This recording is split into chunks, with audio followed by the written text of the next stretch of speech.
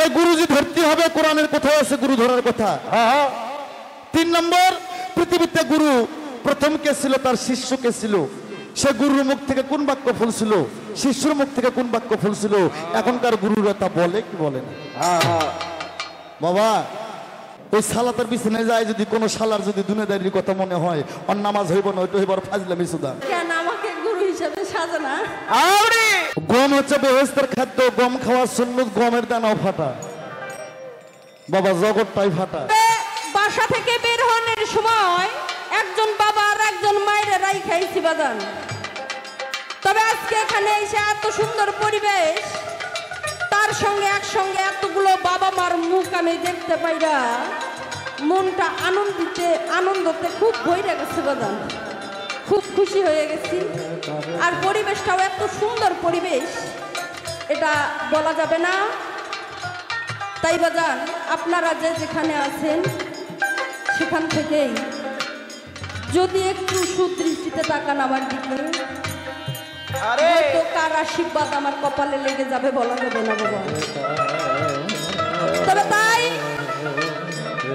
আজকে আপনারা এখানে যারা উপস্থিত রয়েছেন এবং আমার স্টেজে যারা আছেন, আমার বিপক্ষের শিল্পী সহ সকলকে আমি আমার সালাম জানাবো, আসসালামু আলাইকুম।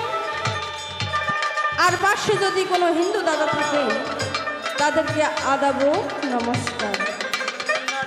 তবে বাজান, এখানে সালামটা যে দিলাম আমি, এতগুলো শ্রোতা দর্শক, তবে সালামের জবাব পাইলাম না বাজান। আমরা তো সবাই মুসলমান নাকি? তবে যে সালাম দেয় সে পায় 10 নাকি, আর যে নেয় সে পায় 90টা নাকি। তবে এই ছিল আমার কথা এখন বর্তমান। আর বেশি কিছু বলবো না, সরাসরি গানে চলে যাব। তবে পালা গানে যাওয়ার আগেই আমি পীর মুর্শিদের নাম নিয়ে এবং আমার পিতামাতাকে স্মরণ কইরা, আমার উস্তাদ গুরুকে স্মরণ কইরা আমি ছোট্ট করে একটা বন্দনার শান গাইব। তারপরে আমি মূল পর্বে চলে যাব। তার কারণ এই বন্দনার শান না গাইলে পালা গানকে অসম্মানিত করা হয়। তাই বন্দনাটা ছোট্ট করে গিয়েই আমি মূল পর্বে যাওয়ার চেষ্টা করব। ধন্যবাদ সকলকে।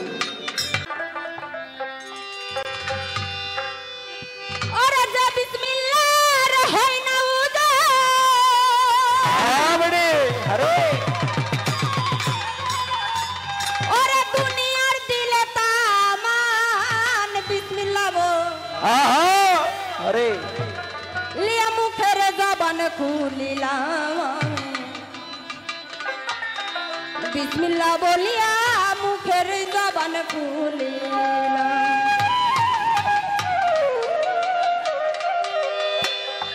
ওরে যে বিসমিল্লাহর হয় নাই ওজন, যে বিসমিল্লাহর হয় নাই ওজন, দুনিয়া দিলে তামান। বিসমিল্লাহ বলিয়া মুখের জবান খুলিলাম আমি, বিসমিল্লাহ বলিয়া মুখের জবান খুলিলাম।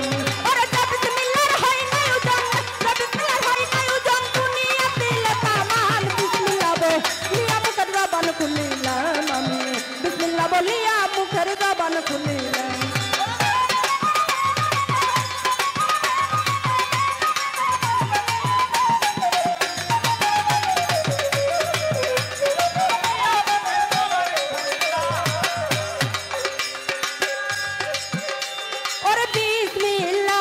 শরীফের মাঝে আল্লাহর 19টা হরফ রইয়াছে গো। আরে বিসমিল্লাহ শরীফের মাঝে আল্লাহর 19টা হরফ রইয়াছে গো। আরে সৎ কাজে করিলে আমল, সৎ কাজে করিলে আমল, তার জন্য দুটো ভাড়া। বিসমিল্লাহ বলিয়া মুখের জবান খুলিলাম আমি, বিসমিল্লাহ বলিয়া মুখের জবান খুলিলাম।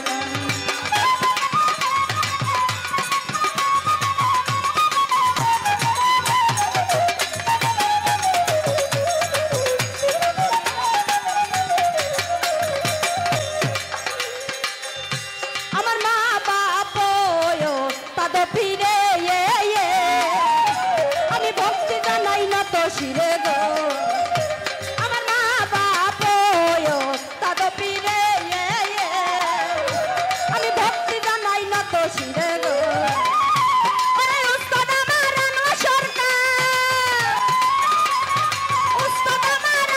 ভক্তি আমি রাখিলাম বাবা। লিয়া মুখের জবান খুলিলাম বিসমিল্লাহ বলিয়া মুখের জবান খুলিলাম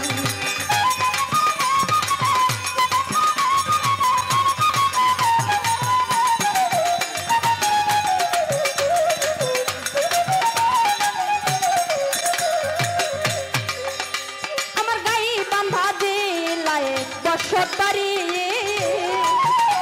আমার গাই বাঁধাকে থানা ধরি গো আমার গাই বাঁধা দিলায় বসত বাড়ি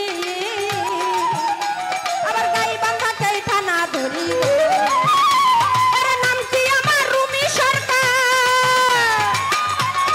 নাম কি আমার রুমি সরকার সবার কাছে জানালাম বিসমিল্লাহ বলিয়া মুখের জবান খুলিলাম আমি বিসমিল্লাহ বলিয়া মুখের জবান খুলিলাম আর যে বিসমিল্লাহর হয় নাই উজান যে বিসমিল্লাহর হয় নাই উজান দুনিয়া দিল কামান বিসমিল্লাহ বলিয়া মুখের জবান খুলিলাম আমি বিসমিল্লাহ বলিয়া মুখের জবান খুলিলাম আমি বিসমিল্লাহ বলিয়া মুখের জবান খুলিলাম বিসমিল্লাহ বলিয়া মুখের জবান খুলিলাম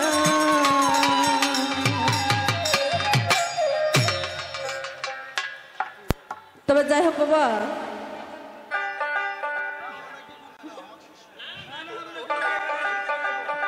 আরে কেন আমাকে গুরু হিসেবে সাজানা আরে এই সাউন্ড সিস্টেম ভাই, এই যে আমার দোহারির ভোকালটা একটু কমাতে হয়, দোহারিটা। হ্যালো তারটাকে চিনে রাখেন, কত বলতো শোনেন। হ্যালো আরো কমান, ওটা আরো কমান, হ্যালো আরো কমান। হ্যালো এখন ঠিক আছে। কমাইতে কমাইতে সেতুর এবার খালি কমাইয়া দাও, সেতুর এবার জানি না ভাই। হ্যালো রে,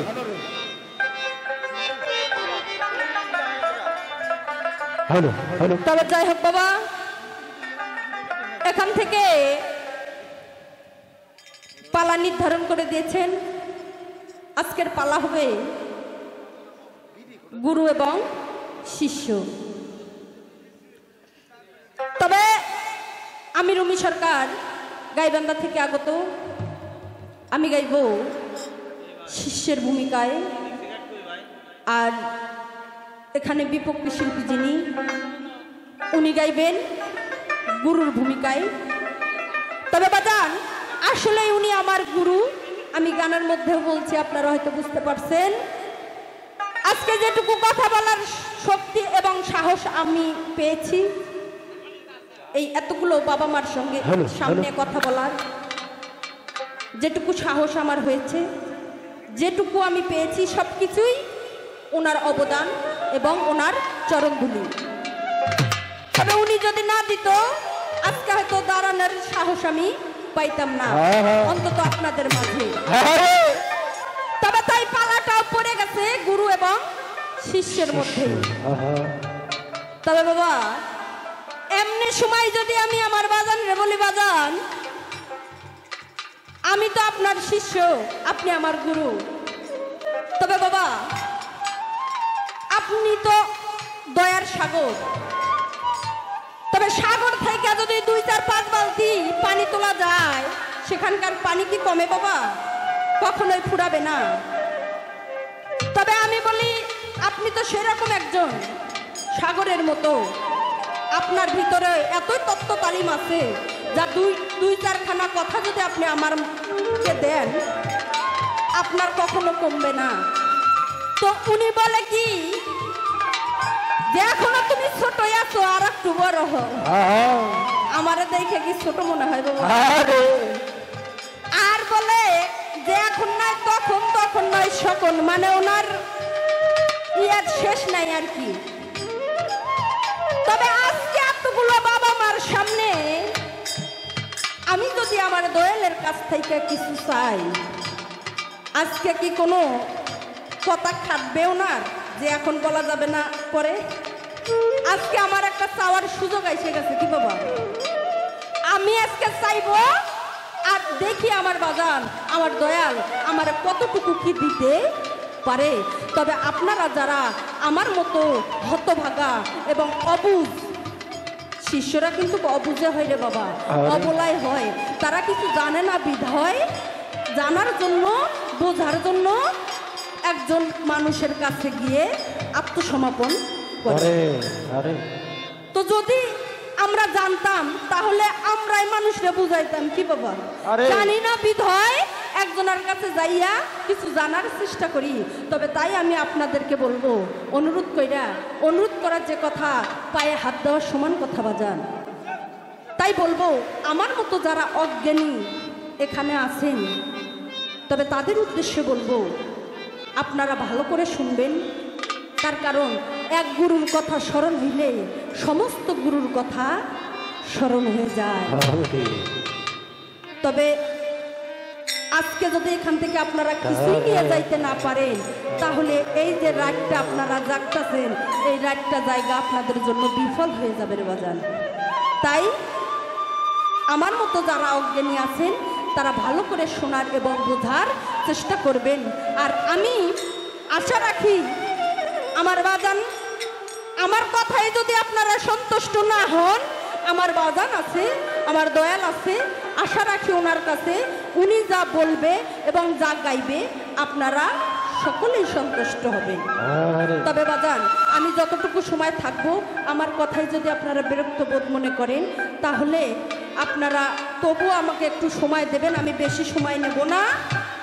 তবে যতটুকু সময় থাকবো আপনারা বিরক্ত বোধ হলেও একটু চুপ করে থাকবেন বাজান। আর আমার বিপক্ষে শিল্পী আমার দয়াল বাবা, আমার গুরু, আমার ওস্তাদ, উনি আশা করি আপনারা যে আশা নিয়ে এখানে আইছেন, আপনাদের যে মনের খোরাক, এটা উনি দিতে পারবে। তবে বাবা, আজকে এখানে গান হবে এবং কথা হবে হাদিস, কোরআন এবং দলিল অনুযায়ী। মাঝে মধ্যে হয়তোবা যুক্তি চলে আসতে পারে।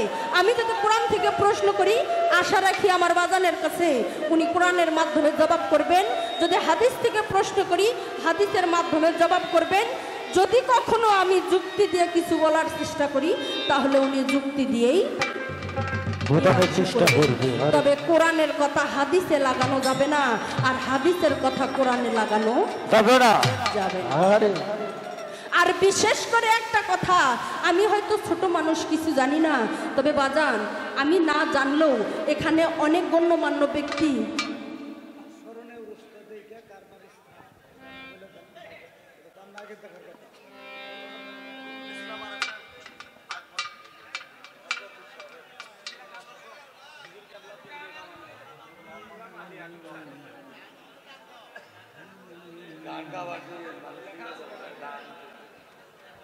তবে আজের এই অনুষ্ঠান 14তম ওরস শরীফ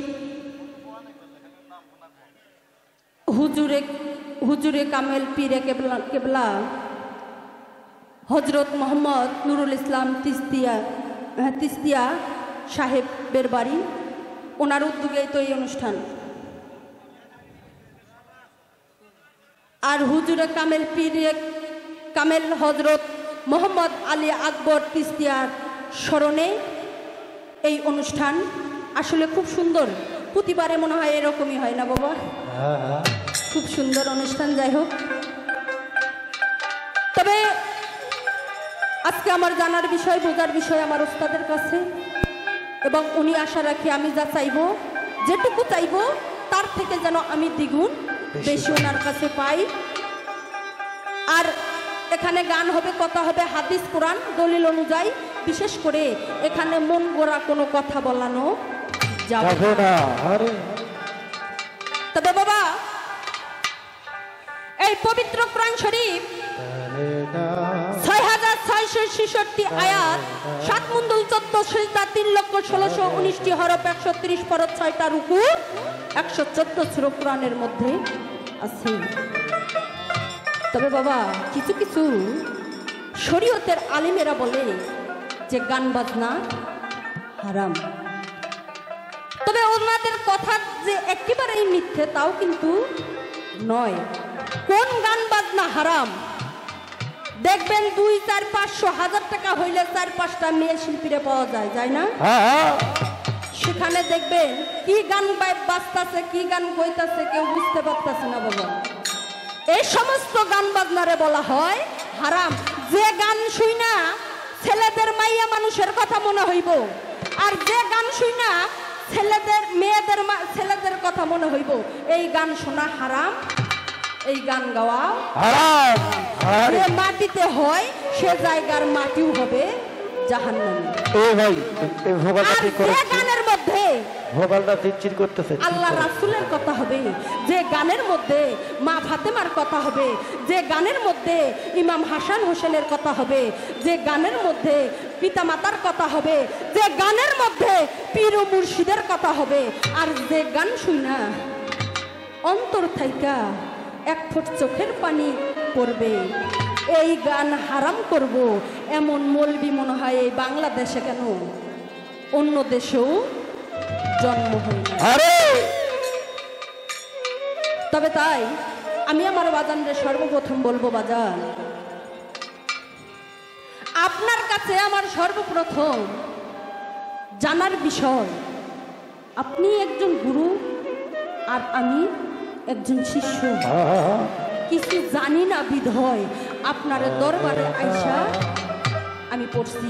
তবে আপনি বলবেন এখন যদি রাস্তাঘাটে বেরোনো যায় বাবা, রাস্তাঘাটে বের হইলে দেখা যায় হাজার হাজার মানুষ এই গুরুর বেশে ঘুরে বেড়াচ্ছে, দেখবেন হাতে বালা, চুল অনেক লম্বা লম্বা, গলাতে কাঠির মালা, মাথার মধ্যে জট পাকানো, সাদা পোশাক পরা, সাদা লেবাস। তবে বাবা আপনার কাছে আমার জানার বিষয়, সর্বপ্রথম এই জিনিসটার তো সৃষ্টি আছে বাবা, শুরু আছে, তো আপনি বলবেন সর্বপ্রথম গুরু কে ছিল, সর্বপ্রথম গুরু কে ছিল আর তার শিষ্য কে ছিল, আর সে গুরুর মুখ থাইকা সর্বপ্রথম কোন বাক্য ফলছিল, এখনকার গুরুরা তা বলে কি বলে না। আর এই যে গুরু, আমার পবিত্র কোরআন শরীফ, এই পবিত্র কোরআন শরীফের মধ্যে লেখা আছে 5 ওয়াক্ত নামাজ, হজ, যাকাত, কালিমা এবং মাতা পিতার খেদমত করলেই আমরা জান্নাতে যাইতে পারি। তাহলে এই কয়েকটা মানলেই যদি আমরা জান্নাত পাইতে পারি বা আল্লাহ রাসূলকে পাইতে পারি, তাহলে আমার তো কোনো ঠেকাই নাই, আপনার গুরু আমাকে ধরতেই হবে। আছে বাবা? নাই। তার কারণ আমার কোরআনেই আছে যে পিতা মাতার খেদমত, 5 ওয়াক্ত নামাজ, হজ, যাকাত, কালিমা করলে আমি আল্লাহ রাসূলকে পাবো। তাহলে আমার তো প্রশ্নই ওঠে না যে আমি একজন গুরুর কাছে যাব এবং আমাকে গুরু ধরতেই হবে। আর আপনি যদি উঠা বলেন যে হ্যাঁ গুরু ধরতেই হবে, তাহলে গুরু যে ধরবো কোরআনের কোথায় আছে? এই গুরু ধরার কথা কোরআনের কোথায় আছে, কত নাম্বার পৃষ্ঠায় আছে এবং কত নাম্বার আয়াতে আছে? আর গুরু ধরলে কি হবে, আর আমি যদি গুরু না ধরি তাহলে কি হবে? আপনি এটা বলবেন। আর গুরু, এই গুরু শব্দের অর্থটা কি, এটা কোন দেশি ভাষা? এই গুরু এই শব্দের অর্থটা কি, আর এটা কোন দেশি ভাষা? আপনি সুন্দরভাবে কোরআনের আয়াত ব্যাখ্যা কইরা আমাকে জবাব দেওয়ার চেষ্টা করবেন।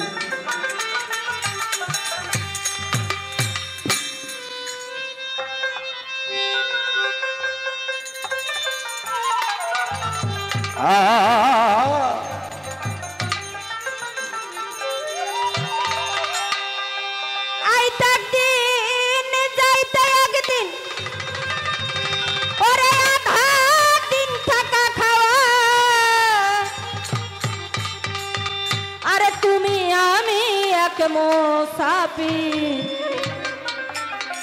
এই 2.5 দিনের দুনিয়া,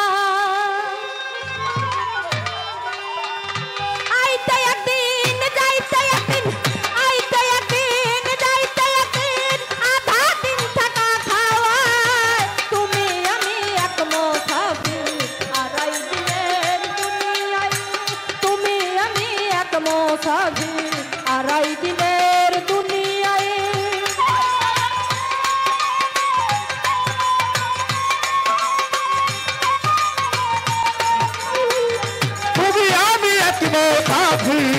আড়াই দিনের দুনিয়ায় তুমি আমি এক মোসাফির, 2.5 দিনের দুনিয়া।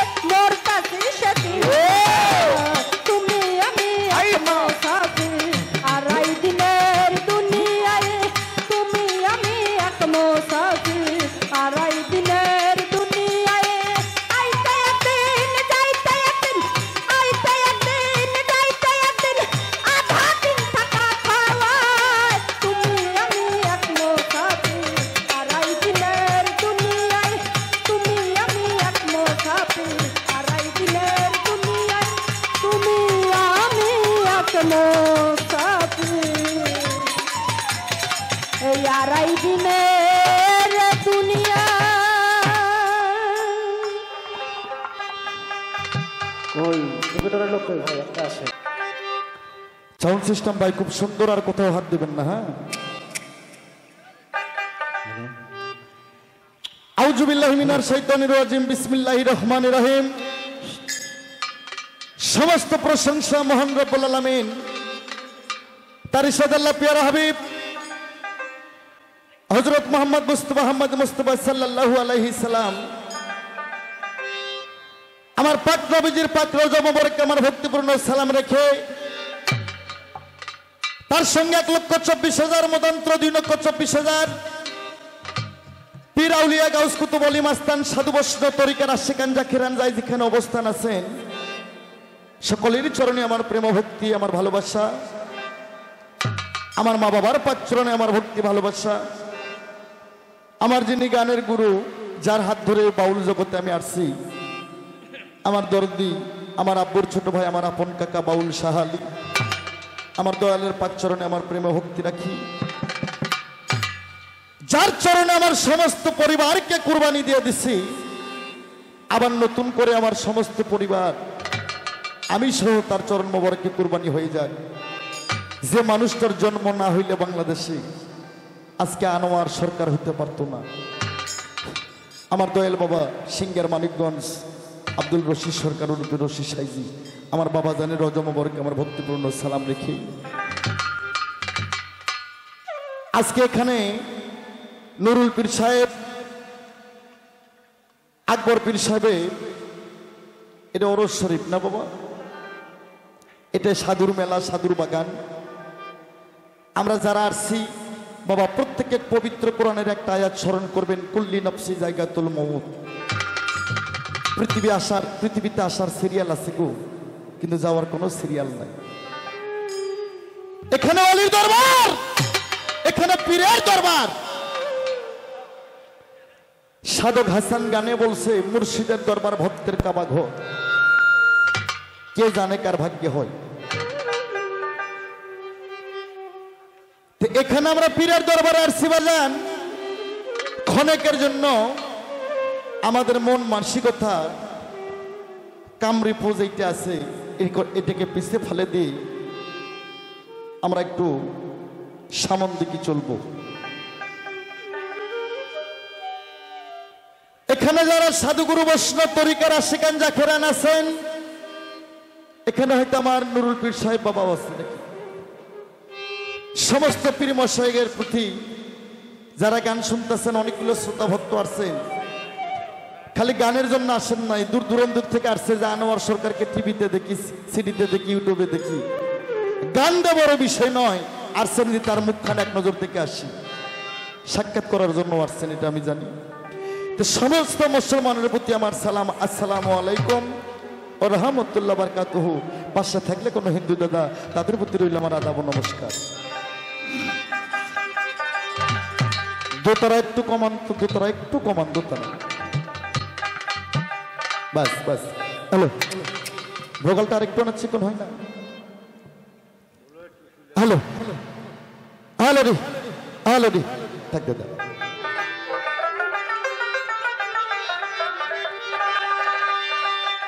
আমার ঠিকানা বগুড়া ডিস্ট্রিক্ট সোনাতলা থানা, মা বাবা হাউস কইরা আমার নাম রাখছে আনোয়ার সরকার।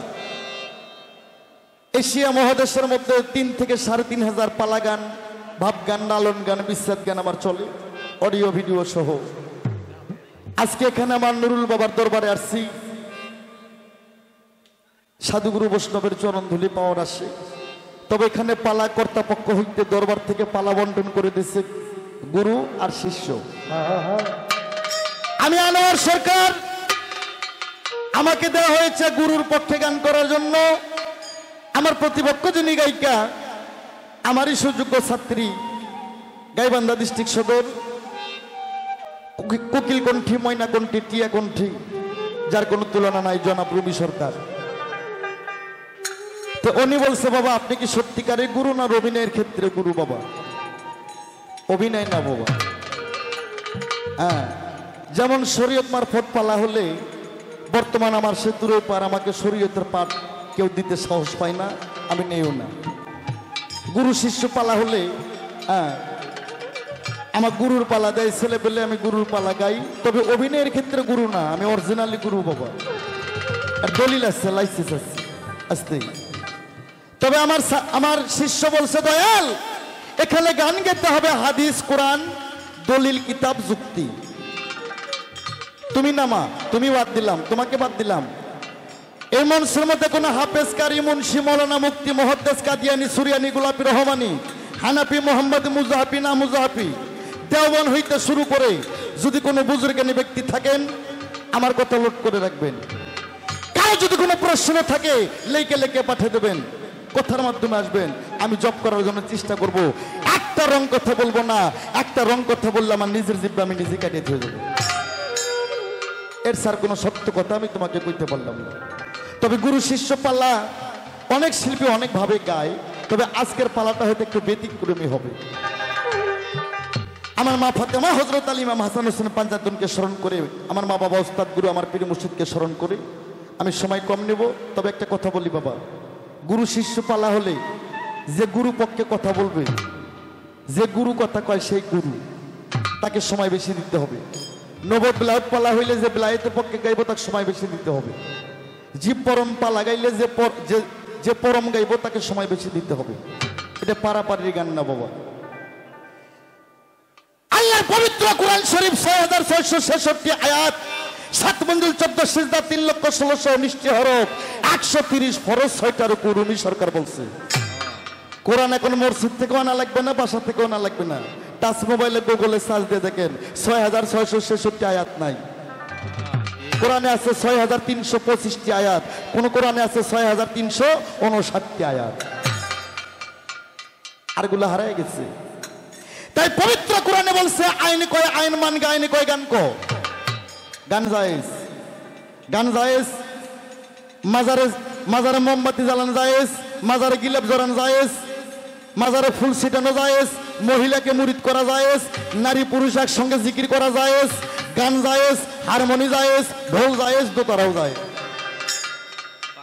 আইন কয় আইন মান, গাইন কয় গান গা, তে কয় তেলাওয়াত কর, কাপে কয় কামিল হ, মিমে কয় মাকামাকি কর, তো কয় জয় কর, সোয়াদ কয় দরদ কর। যার মধ্যে দরদ নাই, এই নামাজ পড়তে পড়তে পীরের বাড়ি যাইতে যাইতে যদি দেহটাকে ফানা করে, ওই কোনোদিন আল্লাহর জান্নাত পাইব না, ওই কোনোদিন নবীর উম্মত হইব না।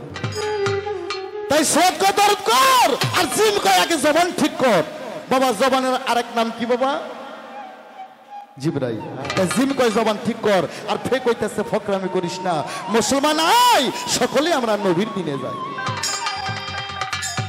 আস্তে গান বাজনা হারাম, এই কোরআন শরীফের কোন আয়াতের মধ্যে নাই গান হালাল, কোন আয়াতের মধ্যে নাই গান হারাম। এখানে কোন হাফেজকারী আলেম থাকলে জিজ্ঞেস করেন, আমি এই জায়গায় দাঁড়ায় আছি, এই যে মিডিয়া রেকর্ড হইতেছে, এখানে প্রায় ৩০-৩৫টা মিডিয়া আছে। এই পবিত্র কোরআন সূরা লুকমান, পবিত্র কোরআন সূরা লুকমান লাহওয়াল হাদিস, ওখানে বলা হয়েছে আনগেনাউল। আনগেনাউল শব্দ আল্লাহ বাজে আল্লাহ পছন্দ করেন না, বাজে শব্দ পছন্দ করেন না। যে পীরের দরবারে 15টা মাইয়া গান করে, এশকের বাতি জ্বালাও, মমের বাতি জ্বালাও, ফালাফালি করে, ওই পীরও না জায়েজ, ওই মাটি না জায়েজ, ওই শিল্পী না জায়েজ, যারা শোনে তারাও না জায়েজ। যে গানের মধ্যে মা বাবার নাম হবে, যে গানের মধ্যে পাঞ্জাতনের কথা হবে, যে গানের মধ্যে, যে গান শুনলে কবরের কথা মনে হবে, যে গান শুনলে মা বাবার কথা মনে হবে, যে গান শুনলে পীর মুর্শিদের কদমসির পক্ষে তোমার আকর্ষণ বাড়বে, এই গান হারাম করব, তুমি কি কইবা? এটা তো আমি 20 বছর আগে চ্যালেঞ্জ দিয়ে দিচ্ছি। একটা নারীকে যদি জোর করে রেপ করেন সেটা কি হবে? জিনা। আর যদি কলমা টলমা পইটা যেন ঘরের মধ্যে 13,000 মানুষ জানলো যে আজকে ওরা বিয়ে করলো, তুমি যদি ওই মাইয়াটার মিলামেশা করো, কিছু করবো? কলমা পড়ায় যদি ঘরের মধ্যে মাইয়া পুরুষ শুয়ে থাকেন সেটা হইব হালাল, আর কলমা না পড়া যদি মাইয়া নিয়ে ঘরের মধ্যে শুয়ে থাকেন সেটা হইব হারাম। গান তার অবস্থা হয়ে এমনই অবস্থা। আমি ছোট্ট একটু বন্দনা শান গাই, তারপর দিকে পালার অবস্থা কি।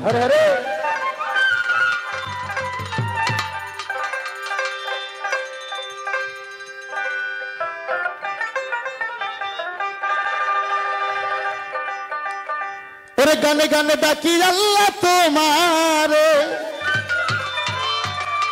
কবুল করো তোমার দাসরে। সুরে সুরে ডাকি বাবা তোমারে আমি, সুরে সুরে ডাকি মাওলা তোমারে, কবুল করো তোমার দাসরে, কবুল করো তোমার দাসরে। গানে গানে ডাকি আল্লাহ তোমারে আমি, সুরে সুরে ডাকি মাওলা তোমারে, কবুল করো তোমার দাসরে আল্লাহ, কবুল করো তোমার দাসরে। তুমি আদম রে করছিলা ক্ষমা, ফয়সাল গুনাহগার,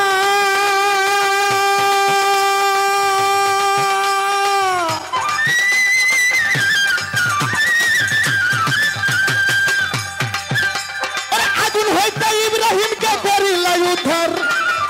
তুমি আদম রে করছিলা ক্ষমা, ফয়সাল গুনাহগার,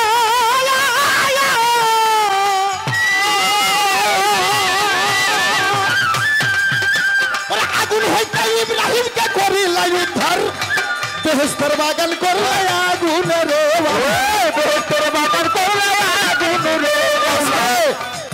এই বাংলাদেশের মুসলমান, এই মিডিয়া সুন্দর করে ছাইরা দিবা। ইব্রাহিম নবীকে আল্লাহ জিজ্ঞেস করছিল, ইব্রাহিম ভাই যেটা শীষ মারে সেটা কমাই দেন। এই ইব্রাহিম, তোমার জন্ম থেকে মৃত্যু পর্যন্ত এর মধ্যে সব সময় জন্ম হইতে মৃত্যু পর্যন্ত তুমি সবচেয়ে শান্তিতে শান্তিতে কোন টাইমে বসবাস করছো? ইব্রাহিম বলছিল মাবুদ, যে 40 দিন নমরুদ আমাকে আগুনের মধ্যে জ্বালাইছিল, এই 40 দিন আমার জীবনে বেশি শান্তি পাইছিল। আদম রে করছিল ক্ষমা, ফয়সাল গুনাহগার,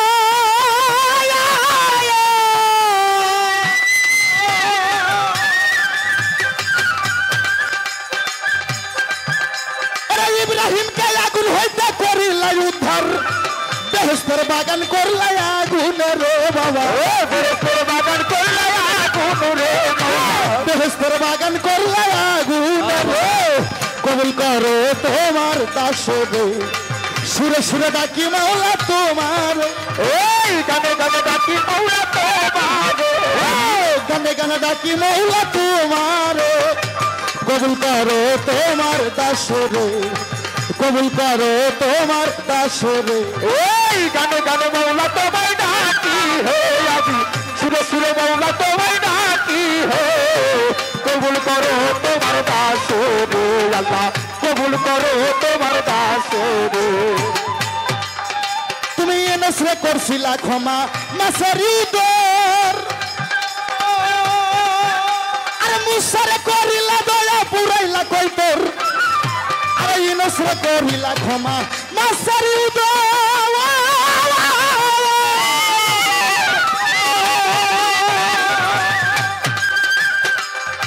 আরে মুসারে করিলা ক্ষমা পুরাইলা কই তোর। কি রাহত আয়বের বাসাইলা রে বাবা, বিরাহত আয়বের বাসাইলা রে, কবুল করো তোমার দাসরে। সুরে সুরে ডাকি মাওলা তোমার, এই গানে গানে ডাকি মাওলা তোমারে, গানে গানে ডাকি মাওলা তোমার, কবুল করো তোমার দাসরে, কবুল করো তোমার দাসরে। এই গানে গানে মাওলা তোমায় ডাকি হে আমি, সুরে সুরে আল্লাহ তোমায় ডাকি হে, কবুল করো তোমার দাসরে, কবুল করো তোমার দাসরে। আমি তোমার পাপী বান্দা, তাই তো মনে ডর,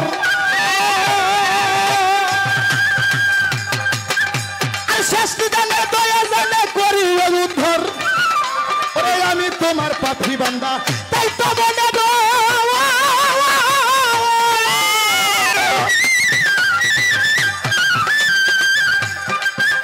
আর শেষ নিদানে দয়া জানে করি উদ্ধার। ডুবে মরবে আবুল সরকার আলু সরে,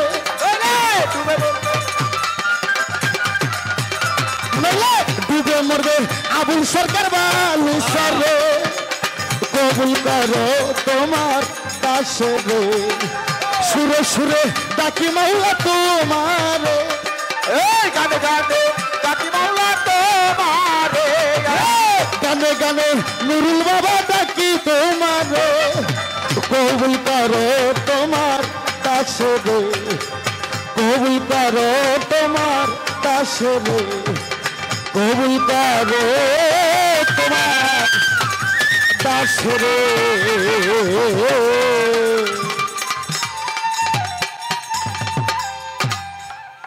ভালো ভালো টাকা তো শ্রোতা বন্ধুরা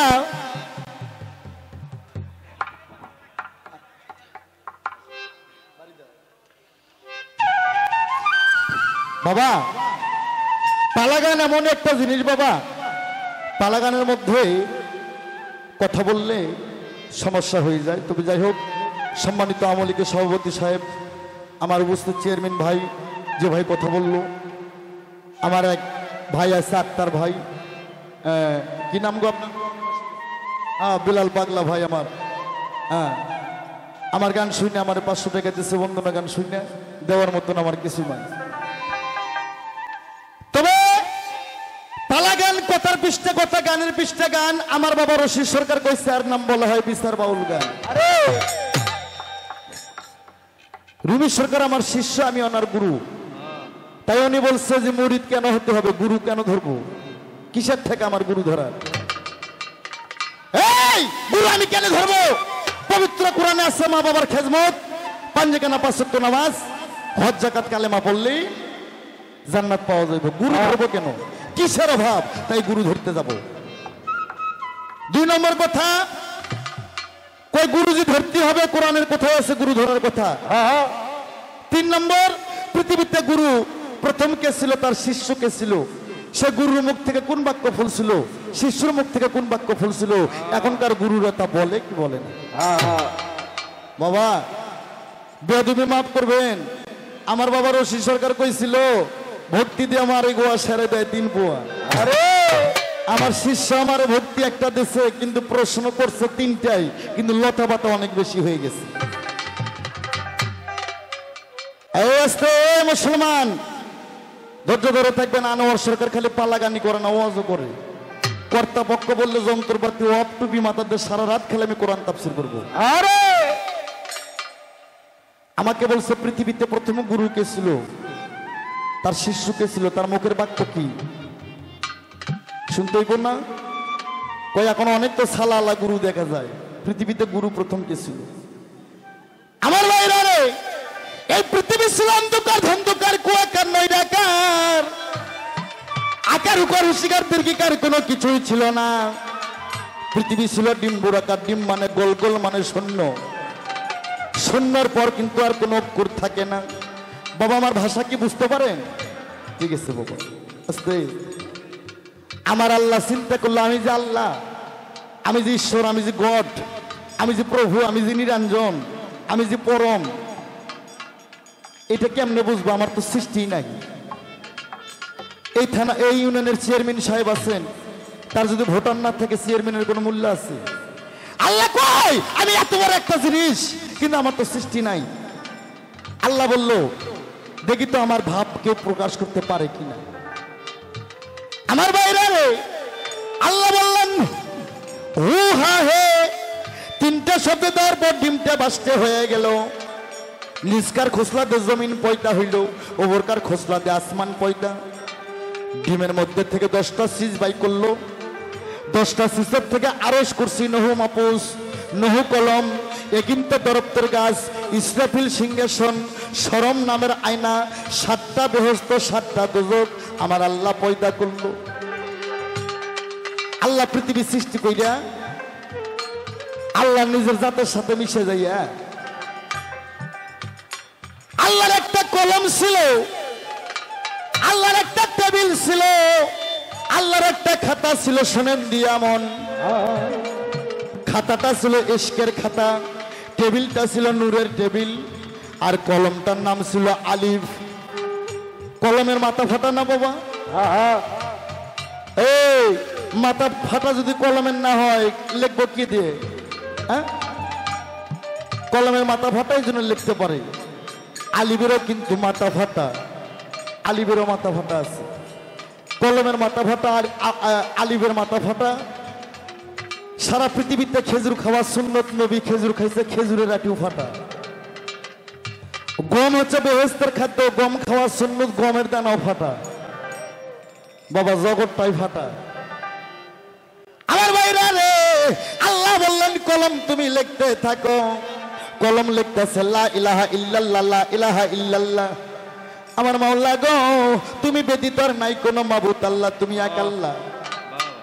প্রমাণ সূরা ইখলাস, কুল হু আল্লাহু আহাদ, আল্লাহ তুমি এক, আল্লাহু সামাদ, আল্লাহর কোনো কিছুর অভাব নাই।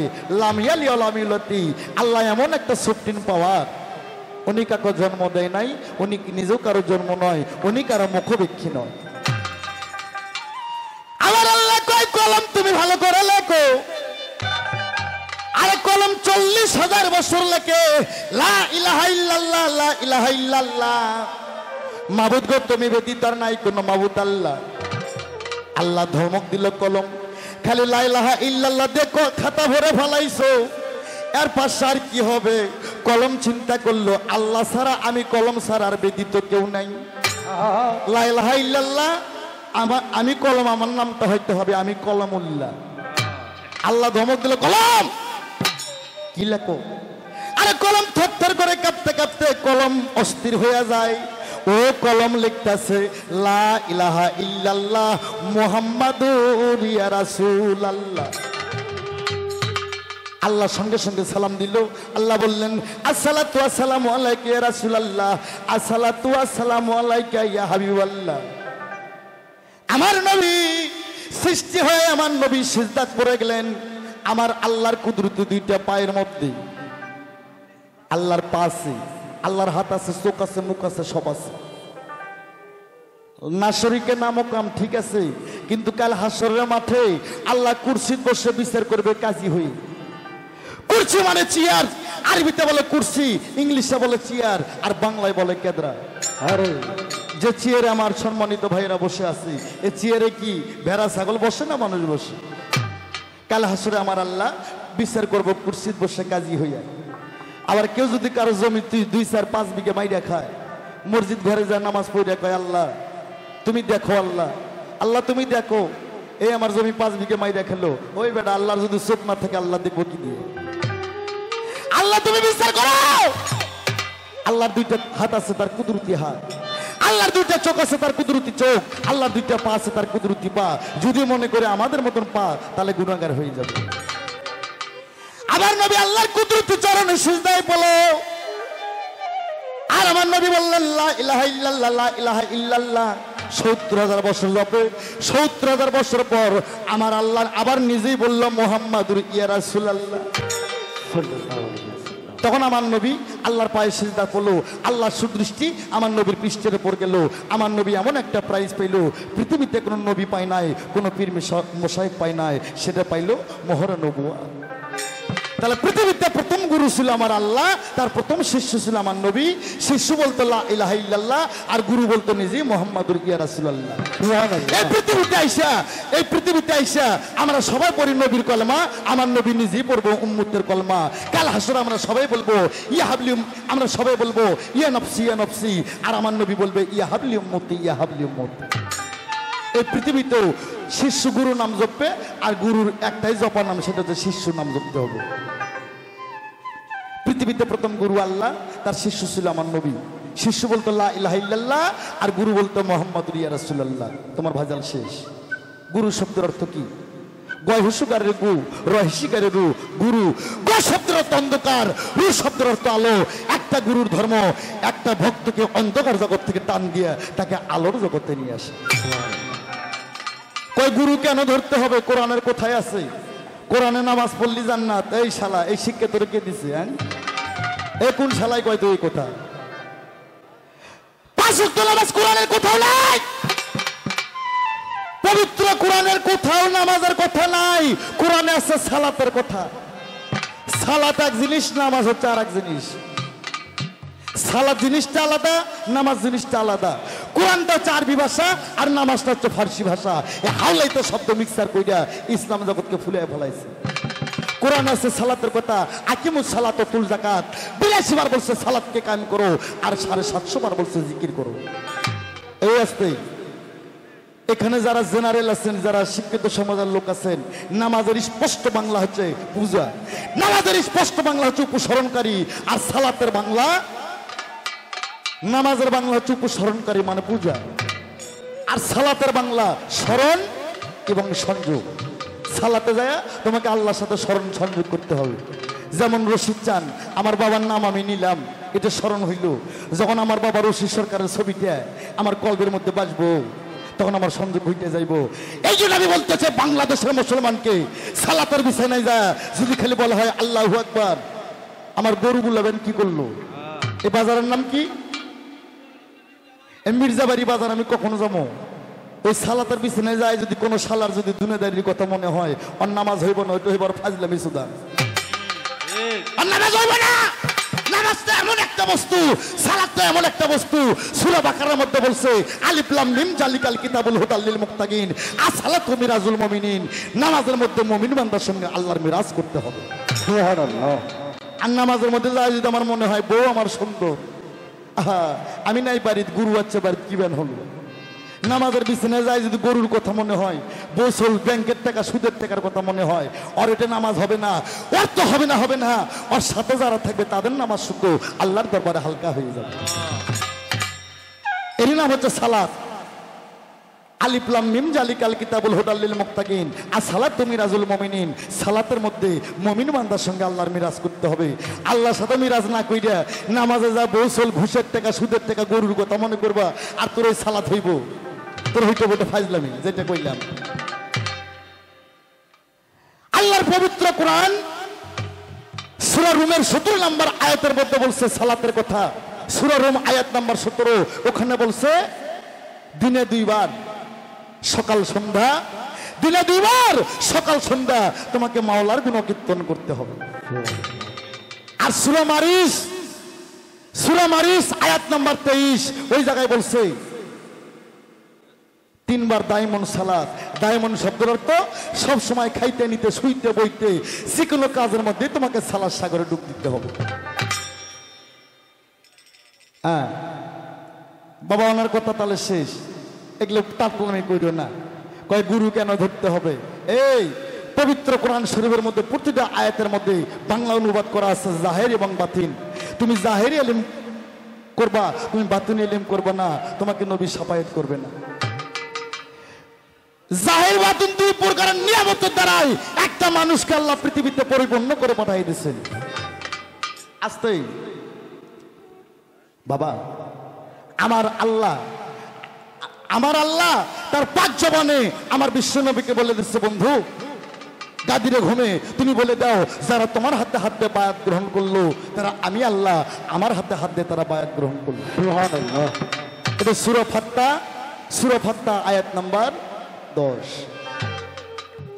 এই জন্য মুরিদ হতে হবে। মুরিদ মানে মরা, আর বায়াত মানে বিক্রি। যার পীর নাই তার পীর শয়তান। যে মুরিদ হলো না তারা পৃথিবীতে কোনো মুসলমানই হইল না। আরে নামাজ পড়লে হয় নামাজি, হজ করলে হয় হাজি, রোজা করলে হয় রোজাদার, কোরআন পড়লে হয় হাফেজ। আল্লাহ বলছে পরিপূর্ণ মুসলমান না হওয়া পর্যন্ত কেউ কবরে আসে না। পরিপূর্ণ মুসলমান কোথায় হতে হবে? তোমাকে প্রিয় মুর্শিদের কাছে যায়, একজন গুরুর কাছে যায়, তোমাকে আত্মসমর্পণ করতে হবে। আরে এই বাবা, যে নেতা মানুষেরা চেয়ারম্যান অতীতরা তাদের সময় না, এখন সামনে ভোট, তারা চলে গেছে, আপনারা নড়াচড়া করেন না, চুপচাপে থাকেন। তারা তো গান শুনতে আসে না বাবা, তারা আসে জিনিসগুলো টেকিল দেওয়ার জন্য। তারা টেকিলতে তারা চলে যায়। আপনারা নড়াচড়া করেন না, নড়াচড়া করলে পালাগানের বিঘ্ন ঘটিয়ে যাবে। তাই শিষ্য, তোমার যা কথা ছিল এবার শেষ। আমি তোমাকে কোনো প্রশ্ন করব না, তবে তুমি যে আমার শিষ্য, তুমি আমার কলেজে ভর্তি হতে আইলা, তুমি যে আমার কলেজে ভর্তি হতে আইলা, আমার ক্লাসে ভর্তি হতে আইলা, এই শিষ্য তোমার বাড়ি কোথায়? তোমার নাম কি? তোমার বাবার নাম কি? তোমার মার নাম কি? তুমি কি খেয়ে আমার কাছে আসছো? বাবা, ছেলে মেয়েকে স্কুল কলেজে ভর্তি করে দিলে, ছেলে মেয়েকে স্কুল কলেজে ভর্তি করে দিলে নাম ঠিকানা জিজ্ঞেস করে না? করে। হ্যালো রে। আমি সেই দিক থেকে বললাম, তুমি যে আমার ক্লাসে ভর্তি হইলা, তোমার নাম কি, তোমার বাবার নাম কি, তোমার মার নাম কি, তুমি কি খেয়েছো? তারপর দেখা যাক আমার শিষ্য কোন দিকে যায়। গুরু শিষ্য গান, যিনি গুরু পালা গায় সে কোনো প্রশ্ন করতে পারে না। শিষ্য তুমি চাওয়ার মতন চাইবা, তুমি একটা চাইলে আমি তোমাকে 50টা দেবো, আমি কথা দিলাম। আরে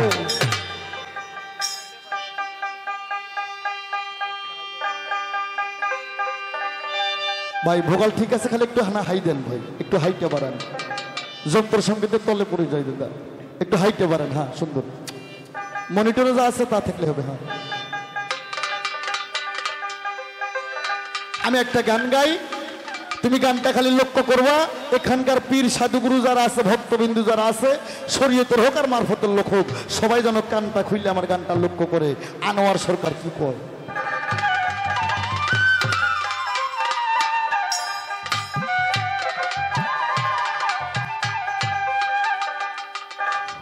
তুই মান অহংকার সাইরা দিয়া, ওরা শিষ্য মান অহংকার সাইরা দিয়া, আগে সাধন দাসে যাবি রে। আছে গুরুর কাছে হীরা কাঞ্চন মনি রে, আছে তোর গুরুর কাছে হীরা কাঞ্চন মনি। এ বাংলাদেশের মানুষ,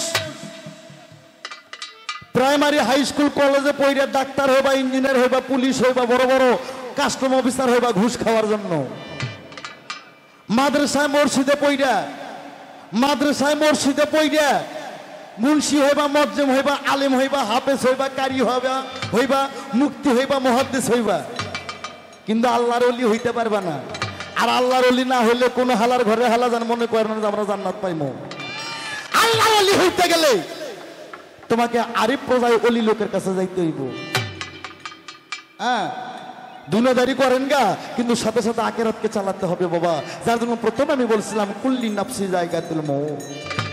অলি হতে গেলে তোমাকে ফানা পীর শাইখ, ফানা ফের রাসূল, ফানা ফিল্লা বাকাবিল্লা, যে হয় বাকাবিল্লা অলি, অলি থেকে হয় আল্লাহ। আল্লাহ কয় তার হাত আমার হাত হয়ে যায়, তার মুখ আমার মুখ হয়ে যায়। ওই বান্দা মুখ দিয়ে যাহা বলে আমি আল্লাহ তাহা বলি। ও তুই মান অহংকার সাইরা দিয়া, মান অহংকার সাইরা দিয়া, সাধন দেশে যাবি রে। আছে পীরের কাছে হীরা কাঞ্চন মনি রে, আছে গুরুর কাছে হীরা কাঞ্চন মনি।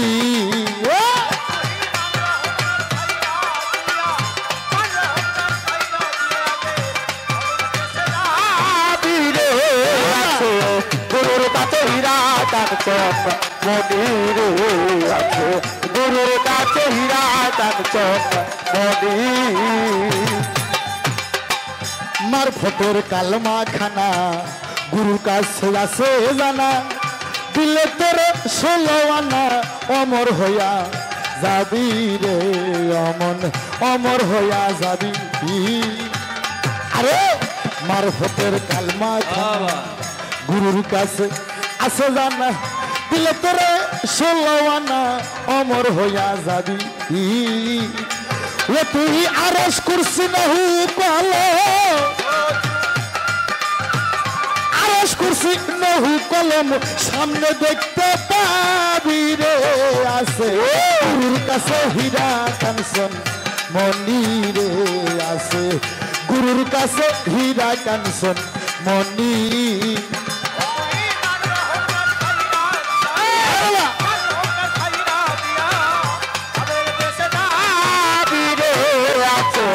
গুরুর কাছে হীরা কাঞ্চন মনি রে, আছে গুরুর কাছে হীরা কাঞ্চন মনি। 14 তালা দেহের মাঝে সাই ইলাহি বসায় আছে, দিল দরিয়া কাবার পাশে খুঁজলেই তারে পাবি। এ ভক্ত, পবিত্র হাদিসে বলছে মানারা নাফসাহু ফাকারা তারাব্বাহু, নিজেকে নিজে যে না চিনল, এই কোনো কিছু চিনতে পারলো না। হ্যাঁ মরা গাদা মূল্য যেমন মূল্য নাই, আরো কোনো মূল্য নাই। তাই 14 তালা দেহের মাঝে সাই ইলাহি বসায় আছে, দিল দরিয়া কাবার পাশে খুঁজলেই তারে পাবি। ও তোর আপন ঘরে আছে আল্লাহ, আপন ঘরে আছে আল্লাহ, আপন ঘরে আছে খোদা, আছে দিনের নবী রে, আছে গুরুর কাছে হীরা কাঞ্চন মনি রে, আছে গুরুর কাছে হীরা কাঞ্চন মনি। ও তুই মান অহংকার ছাইরা দিয়া, মান অহংকার ছাইরা দিয়া ভাবের দেশে যাবি রে, আছে গুরুর কাছে হীরা কাঞ্চন মনি রে, আছে গুরুর কাছে হীরা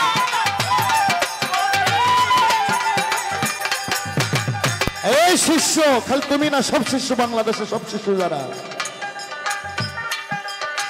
নামাজ রোজা হজ যাকাত যার যার গুরুর কাছে আছে সাক্ষাৎ হইলে কামেল গুরুর বয়াত সকল বুঝতে পাবি রে, অমন সকল বুঝতে পাবি।